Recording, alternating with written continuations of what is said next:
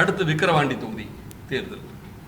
10 தோல்வி பழனிசாமி என்பதுதான் அவருக்கு பிடித்திருக்கிறது. 11 என்பது உச்சரிப்பது சிரமமாக இருக்கும் நினைச்ச காரணத்தால் 11 வேண்டாம் 10 நிறுத்துப்போம்னு தற்காலிகமாக ஒரு இடைவேளை கொடுத்திருக்கிறார்.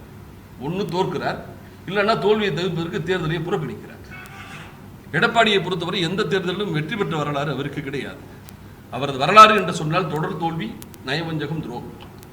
சரி, நீங்க தேர்தலை புறக்கணிச்சிட்டீங்க, சரி, அங்கே அதிமுகவினர் இருக்காங்கல்ல, நீங்க என்ன சொல்லணும்?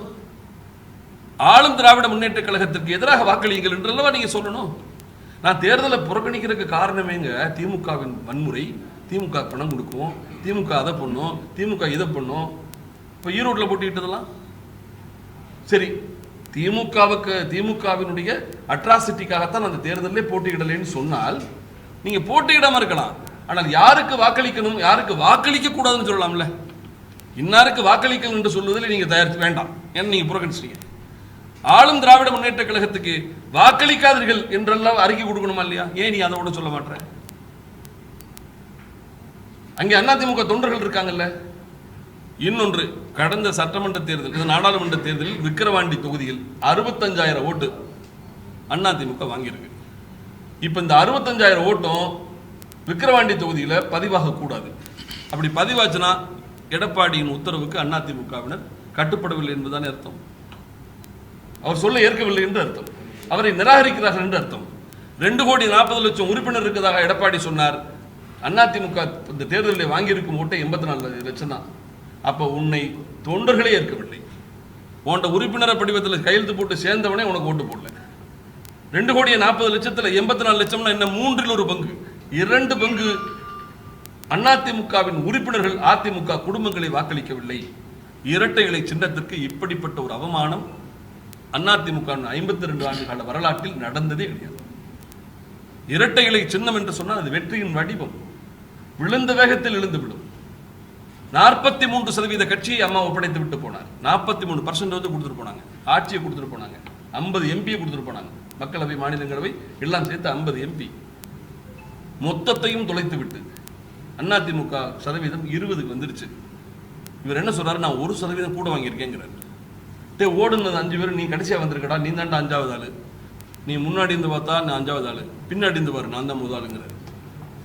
பின்னாடி இருந்து பாரு நான் எடப்பாடி தான் முதலாளு, சதவீதத்தை பாரு நான் 1% கூடி இருக்கு. இல்லைங்க, அப்ப போட்டிக்கிட்டது 22 தொகுதி, தேனி ஒரு தொகுதியில் ஜெயிச்சாச்சு, 21 தொகுதியிலும் 2ஆம் இடம். அப்ப நம்ம டெபாசிட்லாம் விடலனே. இல்ல இல்ல இல்ல அப்படி சொல்லாது, 1% கூட வாங்கியிருக்கேன். இப்ப போட்டிக்கிட்டது 32 தொகுதி, 32லயும் தோத்தாச்சு, 15ல 3வது இடம், 8ல டெபாசிட் போச்சு, 2ல 4வது இடம். ஆனாலும் இது தோல்வி இல்லை என்று சொல்கிறார்.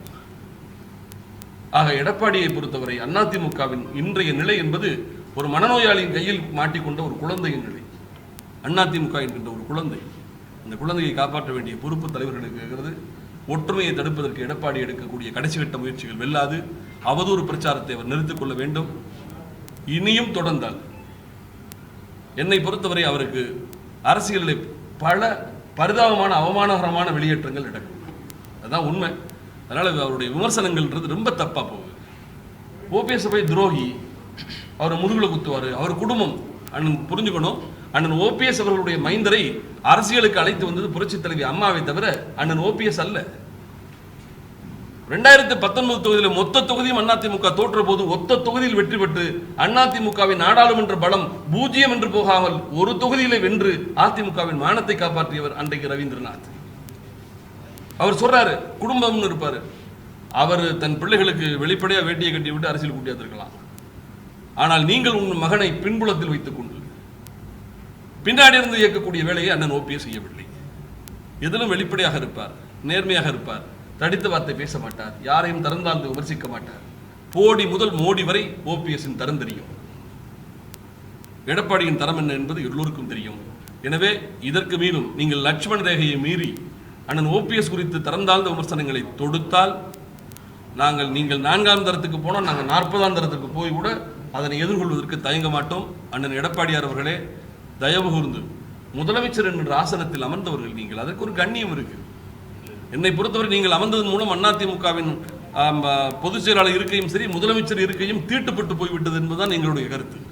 நீங்கள் முதலமைச்சர் இருக்கையிலே உட்கார்வதற்கு தகுதியற்றவர். நீங்கள் உங்களுடைய வார்த்தைகளை பாருங்க. ஏதாவது தரத்தோட பேசுறாரா? முதலமைச்சர் பதவின்றது முன்சீப் பதவியா? உங்களுக்கு முதலமைச்சர் பதவியை கொடுத்த திருமதி சின்னம்மா அவர்களை பார்த்து சொல்கிறார், சூரியனை பார்த்து குலைக்கும். சொல்லலாமா? ஒரு நாள் நம்மளை பார்த்து ஒரு டீ வாங்கி கொடுத்தா கூட நன்றியோடு பேச மாட்டோமா? ஒரு நாள் தாகத்திலிருந்து டீ வாங்கி கொடுத்தாரு. உங்களுக்கு வாங்கி கொடுத்தது முதலமைச்சர் பதவிங்க.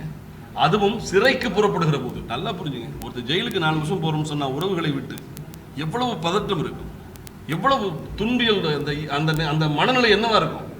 அப்படிப்பட்ட சூழ்நிலையில் ஒரு பெண் கூவத்தூருக்கு வந்து ஓபிஎஸ்ஐ வெளியேறி அண்ணன் தர்மயுத்தம் நடத்துகிறார். அந்த வெளியேற்றத்தின் அந்த பிளவிலே ஆட்சி கவிழ்ந்து விடக்கூடாது என்பதற்காக இபிஎஸ்ஸுக்காக சட்டமன்ற உறுப்பினர்களை சமாதானப்படுத்தி அன்றைய தேர்வு செங்கோட்டையனாக இருந்தது. ஆனால் கூவத்தூர் குத்தகைக்கு டெண்டர் அதிகமாக கோடு பண்ணிட்டார். குத்தகை எடுத்த முதலமைச்சரானவர் தான் இவர். அப்படிப்பட்ட சின்னம்மா அவர்களை பார்த்து சொல்கிறார், சூரியனை பார்த்து குறைக்கும் நாய்ங்கிறார்.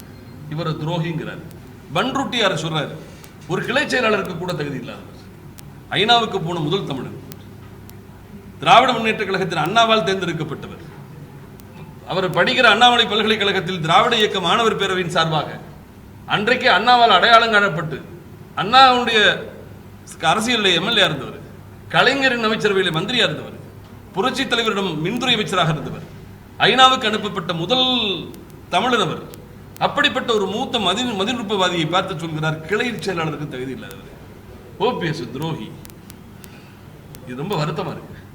இப்படிப்பட்ட விஷயங்களை நீங்க பேசக்கூடாது. அதுக்கு தான் ஒரு 11 மணிக்கு பாடுறதுக்கு ஒரு ஆள் வச்சிருக்கீங்களே. அவர்கிட்ட சொன்னா பாடுவாரு, அண்ணன் ஜெயக்குமாரை சொன்னா பாடுவாரு. அவர் 11 மணிக்கு பாடுறது அதெல்லாம் வேலை. பாடி பாடியே அதிமுகவை மூட வச்சவர் அண்ணன் ஜெயக்குமார். என்ன வேதனை! அவருடைய அரசியல் அவருடைய பிள்ளையின் டெபாசிட்டை பறித்து விட்டது. இவர் அமைச்சராக இருந்தவர், அவர் மகன் நாடாளுமன்ற உறுப்பினராக இருந்தவர். ஆனால் இன்றைக்கு அவரும் தோற்கிறார், அவர் பையனும் தோற்கிறார், இப்பொழுது டெபாசிட்டும் போய்விட்டார். ஒரு மனிதரின் பேச்சுக்களை மக்கள் செவி கொடுத்து கேட்பார்கள்.